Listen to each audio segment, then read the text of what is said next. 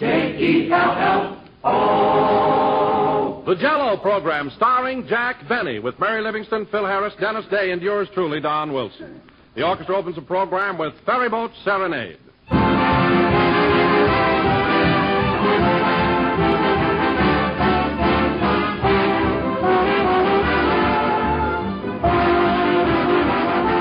During recent months in county fairs all over the United States, lots of housewives have been winning prizes for the best homemade pies and cakes. And meanwhile, right in their own homes, thousands of housewives have been winning another prize, the blue ribbon of family approval, simply by serving those 3 new dessert favorites, Jell-O puddings. Jell-O puddings are ready-prepared puddings that take hardly any time or effort to make. Merely add milk, cook a few minutes, and then cool. And there's a pudding, ladies and gentlemen, that tastes positively homemade. A rich, luscious pudding with a world of grand pleasure in each creamy spoonful. Jell-O puddings come in 3 delicious flavors, chocolate, vanilla, and butterscotch. And they're made by the same folks who make world-famous Jell-O. So after this, whenever you buy Jell-O, ask the grocer for several packages of Jell-O puddings, too. When it comes to smooth, creamy flavor and all-around dessert enjoyment, you just can't beat those popular new members of the Jell-O family, Jell-O puddings.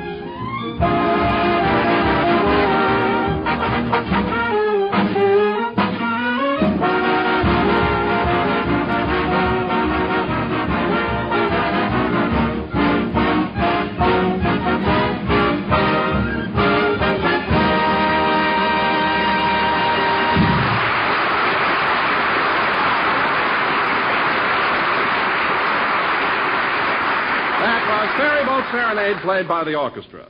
And now, ladies and gentlemen, I bring you a man who returned to the air last Sunday, happy as a June bride and just as nervous, Jack Benny.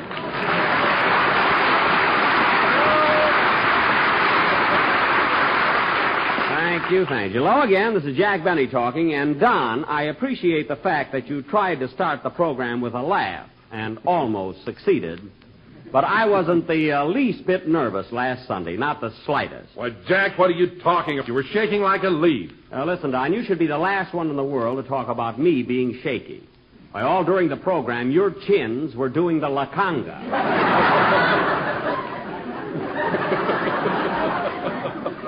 And the one in the middle was out of step. So there. Well, just the same, I wasn't as jittery as you were. Don, let me explain the difference between being jittery and high-strung. For instance, you take a good bird dog when he's all keyed up and ready to go. He's not nervous, but he stands there, his whole body quivering, ready to spring into action. And that's the way I was, Don, just like a bird dog. I see. Oh, hello, Mary. Hello, Robert. Take that quail out of your mouth.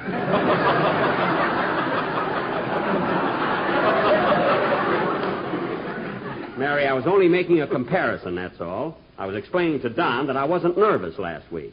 I was just high-strung like anybody who wants to give a good performance. He's right, Don. Did you ever see a football player before a big game? Or a fighter before he goes into the ring? Why, of course. Did you ever see Helen Hayes before she steps out on the stage? Certainly. Did you ever see Jack in a bathing suit? What's that got to do? We were talking about nervousness. You ring in my bathing suit. Where's the connection? It needs a new belt. All right, so it needs a new belt. Now, Mary, if you can quit punching them out for a minute. Let's be thankful that the first show went over so well. You know, Don, I read some swell reviews on the fantasy I wrote. You know, where the Blue Fairy woke us all up. Ed Sullivan raved about it. He did? Yes, and that's a critic's opinion. He said that, well, I got the review right here with me. Would you like to hear it? Yeah, stop drooling.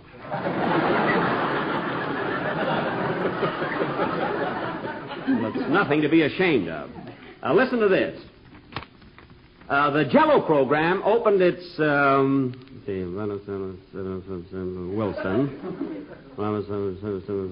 Harris, Livingston, while Jack Benny... While Jack Benny... The Waukegan Weasel. Mary. While Jack Benny not only appeared in the show, but wrote and produced the fantasy of the Blue Fairy, which, in the opinion of this reviewer, was unquestionably puerile and banal. It was what? Puerile and banal. I'm not making it up, Don. It's right here in black and white. But, Jack, puerile means childish, infantile. Well, of course. I wrote it for the kiddies. And banal mean what's happened to the kitty shouldn't happen to a dog.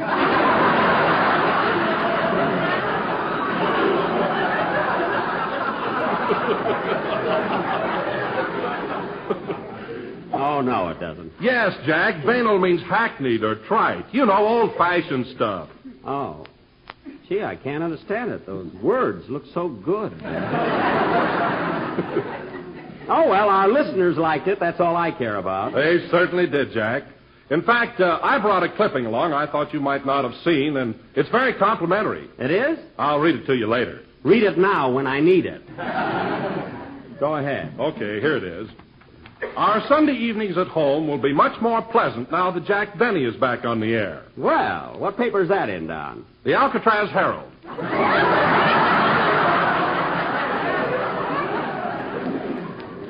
Well, Don, that seems to be the consensus of opinion.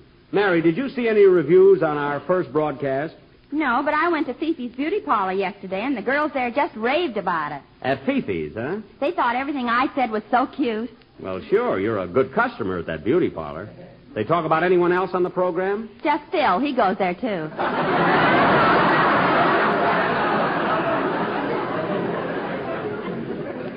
I know. And what burns me up, he goes around telling everybody that his hair is naturally curly. It's really as straight as the string. I've seen him in the morning, you know. Oh, here he is now. Hello, handsome. Well, here I am, folks. Lay down them cards and turn up the dials. Boy, what a Smithfield.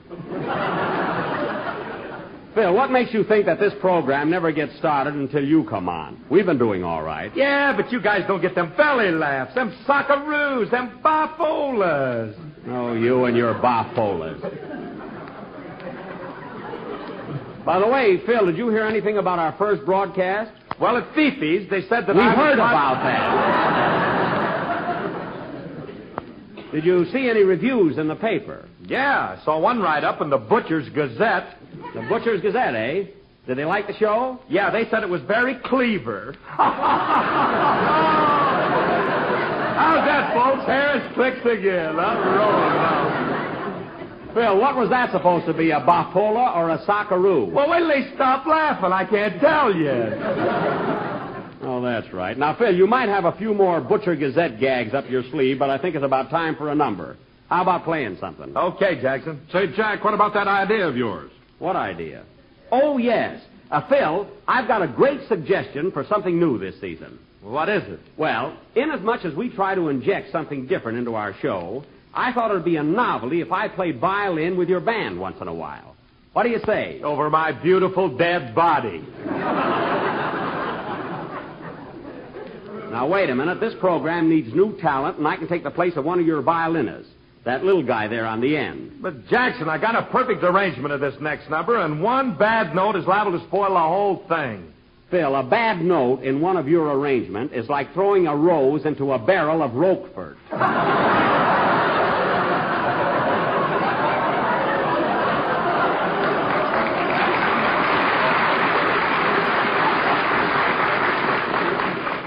So make way in that fiddle section. I'm going to town. Oh, Jack, why don't you let well enough alone? I know what I'm doing, Mary. Come on, Shorty, let me have your violin.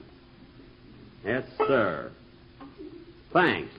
It goes under your chin. I know where it goes. Don't worry. Wait till I tune up, Phil. That cat ain't dead yet.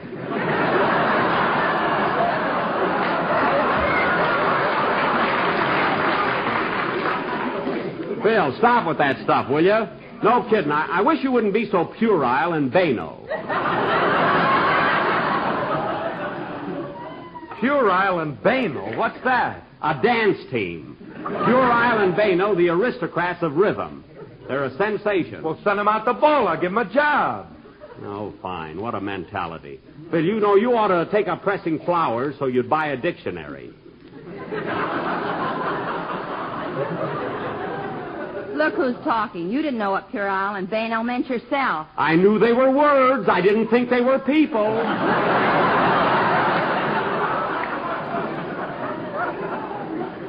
right, Phil, I'm ready. Let's go. Well, I guess we got to do it, boys. You know how scarce jobs are.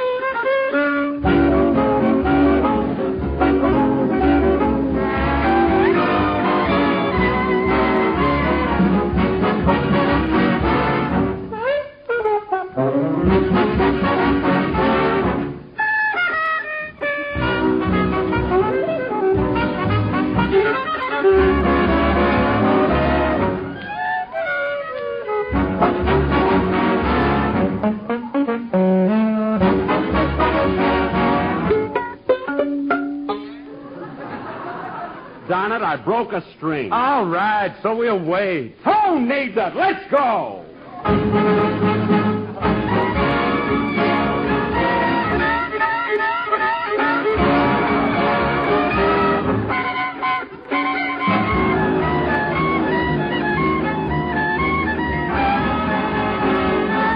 Can't you hear me calling when the rain at am falling?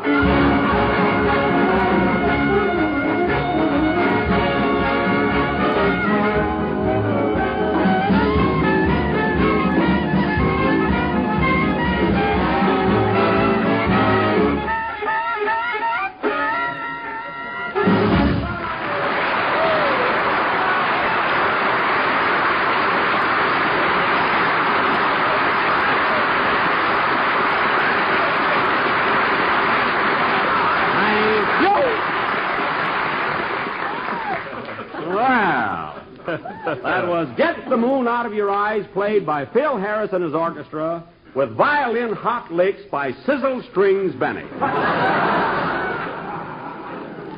I guess that was bad, eh? I'd like to be able to guess like that at Santa Anita.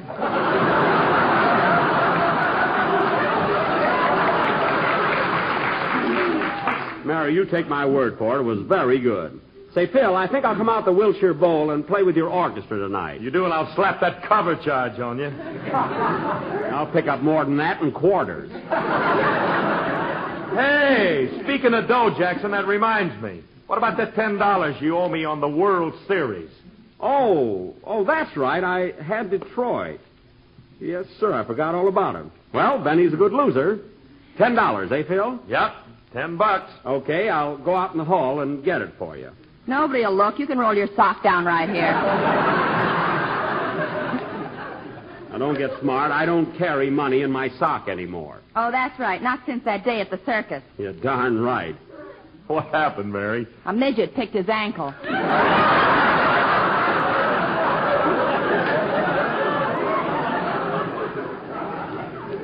Yes, and if I ever catch that little runt, I'll beat the daylights out of him. Why didn't you, Butch? I chased him clear across the lot, but he ran down a gopher hole. The shrimp. Boy, that's rich. Imagine grabbing dough out of a guy's sock. How much did he get, Jack? About $80,000.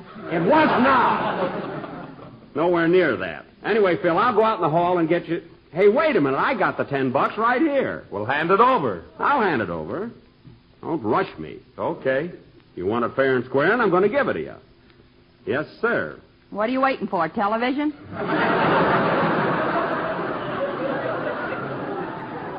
Now, here you are, Phil. Thanks. Now, don't squander it. Oh, while we're on the subject, Jack, you and I might as well settle up, too. Here's the $5 I lost to you.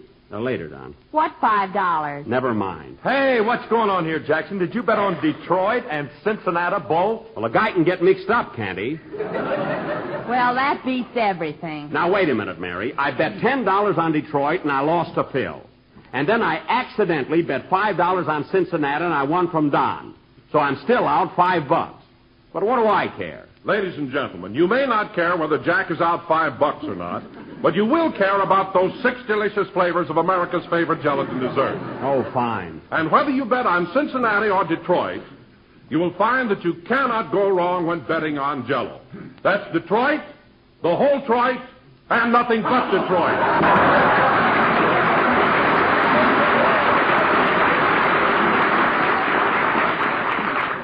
Isn't that awful?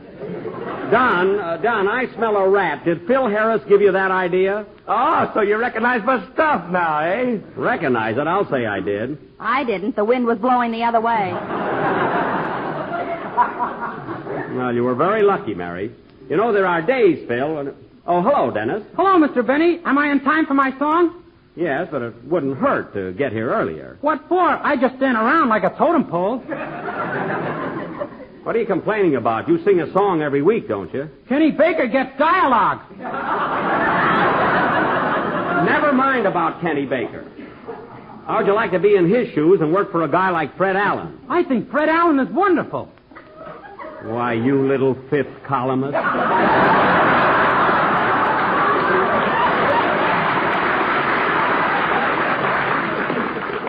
Where till I get you outside? Run down a gopher hole, Dennis.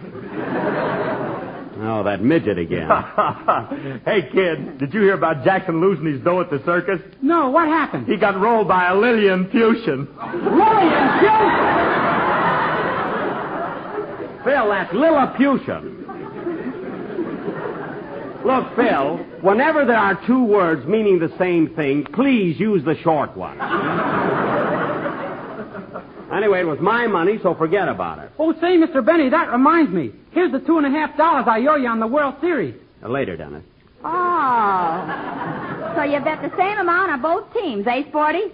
What do you mean the same amount? Look, Mary, I lost $10 to Phil. I got $5 back from Don and $2.50 from Dennis, so I'm still out $2.50. Now, Dennis, let's have your song so that everybody can stop worrying about my financial affairs. Okay. Wait a minute. Come in. Special delivery for Mary Livingston. Here she is. A letter for you, Mary. Thanks. Hey, you're a little old for a messenger boy, aren't you? Well, you twitch on rainy days yourself, Bob.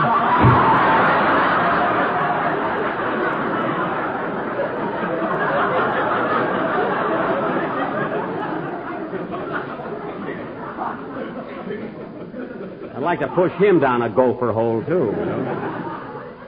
Who's the letter from, Mary? It's a note from Mama. Oh, your mother, eh? What's the Oscar Levant of New Jersey got to say?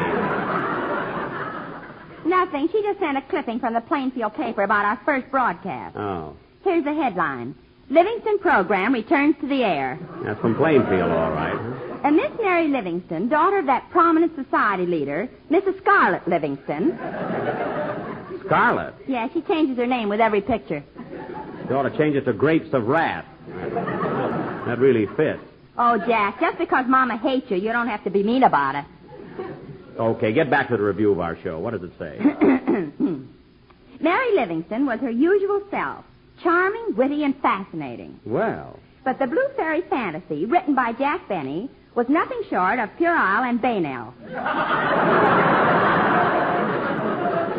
Let me see that. Well, I'll be darned. There it is. Go ahead. Miss Livingston's father, Mr. Rhett Livingston. Holy smoke. Mr. Livingston had an unfortunate accident while listening to the broadcast.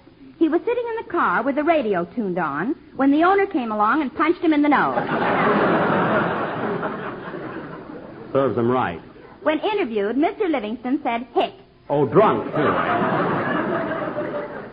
Is that all? Yes, I'm going to paste it in my scrapbook. Well, paste it face down so nobody will read it. Are you ready for your song now, Dennis? Yes, sir. Well, open your mouth and let it go. Say, Mary, when you answer Scarlett, tell her General Sherman sends love. Will you?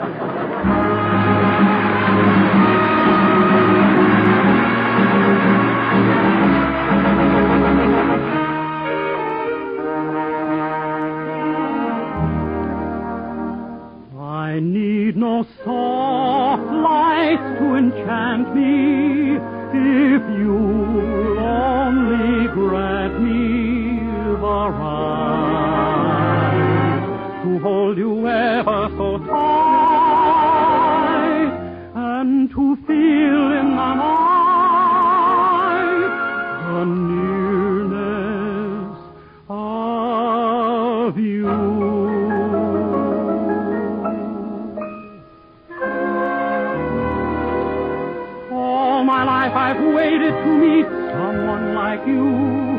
Please make my dreams come true. You are a part of me, deep in the heart of me. When you are near, I love you, dear. It's not the pale moon that invites me, that thrills and delights me, oh no. It's just the nearness of you.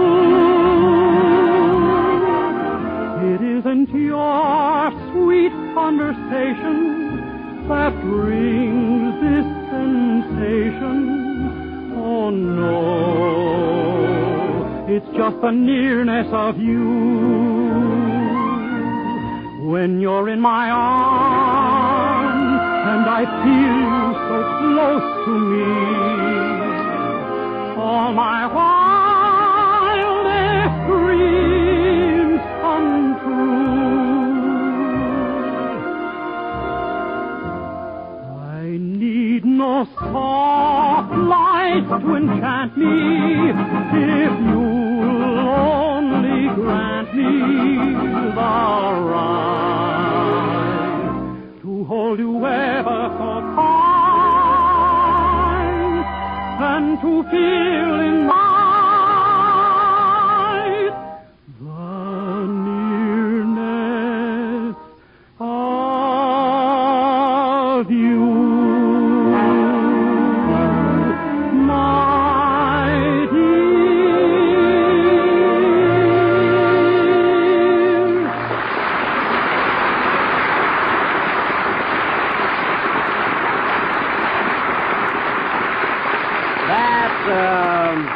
That was The Nearness of You, sung by Dennis Day. That was very good, Dennis. I really think you've improved a lot this year. Thank you. And say, Mr. Benny, before I forget it, can I mow your lawn Thursday instead of Wednesday this week?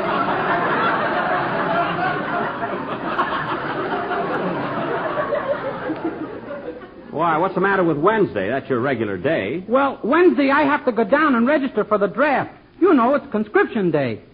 Oh, that's right. I'll tell you what, Dennis, I'll pick you up at 3 o'clock, and we'll go down there together. Why, you don't have to go, Jack. Only men up to the age of 36 have to register. Oh, 36, huh? Well, I guess that lets me out. Yep. You barely made the last war.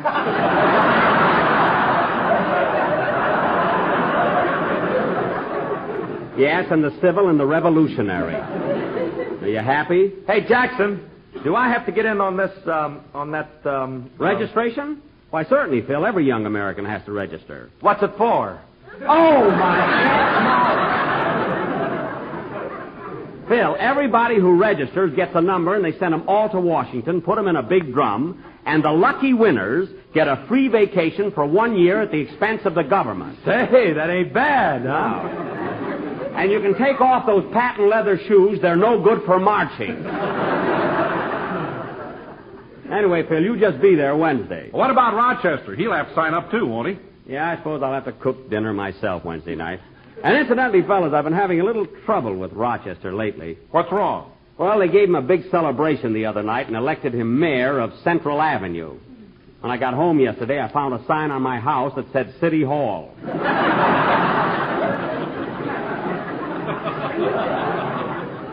I took that down in a hurry.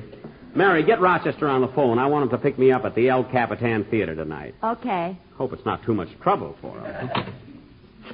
Hey, Jackson, what are you doing over at the El Capitan Theater? Well, Mary and I have been playing there in a show all week. It's a benefit for the British Red Cross. Well, I didn't know anything about it. Well, that's my fault, Phil. I should have taken out an ad in the racing form.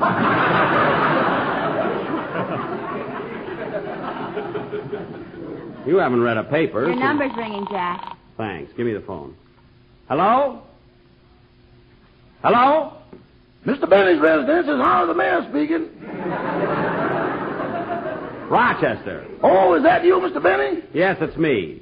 Now listen, Your Honor.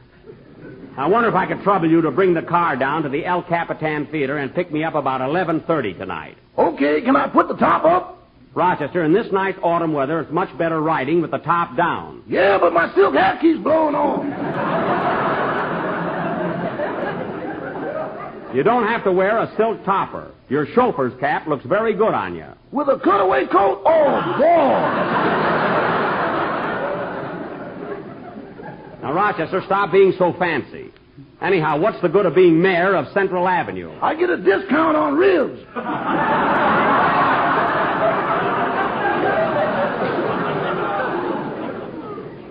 All right. Now, Rochester, the purpose of this call was to have you pick me up in the Maxwell. Now, you be down there by 11:30. Okay, so long. So long. Oh, by the way, Mr. Benny, are you aware of the fact the automobile show is in town? Yes, I'm aware. What about it? Well, I was thinking you might want to trade the Maxwell for something less puerile and banal.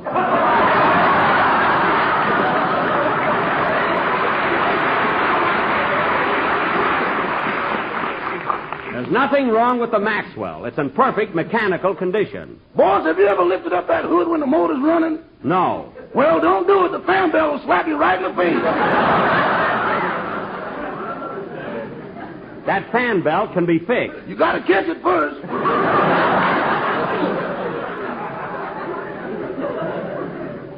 Now, that's just silly. And the oil flies out like Boomtown.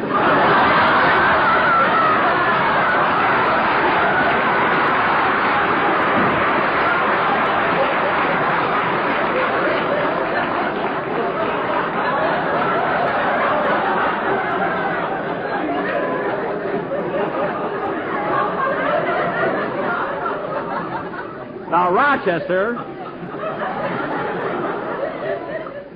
I don't want to hear any more about the car. You just be at the El Capitan Theater at 11:30. It's up here. I better leave now.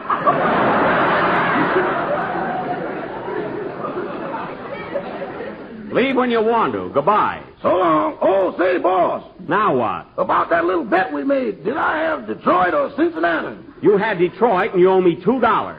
I thought so. Never mind. I'll pay you tonight, boss. Okay, goodbye. Always wants to trade in the car. Why, Jack, do you mean to say that you even won $2 from Rochester? Listen, Mary, I'm still loser. I paid $10 to Phil.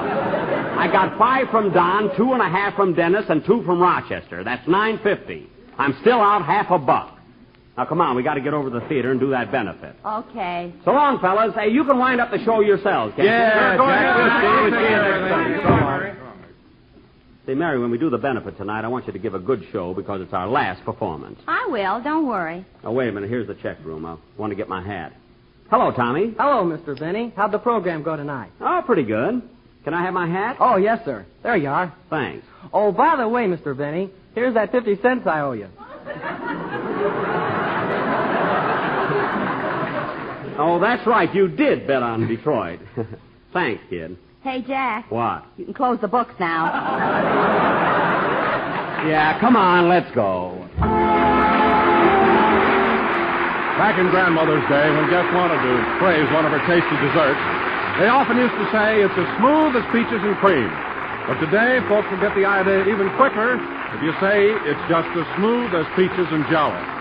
Now, there's the combination, ladies and gentlemen. That's really smooth, really easy to take. Yes, sir, and easy to make, too. And all you do is dissolve 1 package of orange Jell-O in a pint of hot water and peach juice. Chill until slightly thickened, and then fold in 1 cup of sliced peaches drained. Then mold, and it's all over but the shouting, and that's sure to come when the family gets its first happy glimpse of this lovely golden dessert. Of course, the regular peach season is over, but you can still enjoy peaches that are actually orchard fresh by making this Jell-O treat with Bird's Eye quick frozen sliced peaches. Or if Bird's Eye peaches are not readily available, use canned sliced peaches. Either way, I know you'll like this swell dessert a lot. Take it from me, there's nothing more delicious than juicy golden yellow peaches and rich, shimmering orange Jell-O.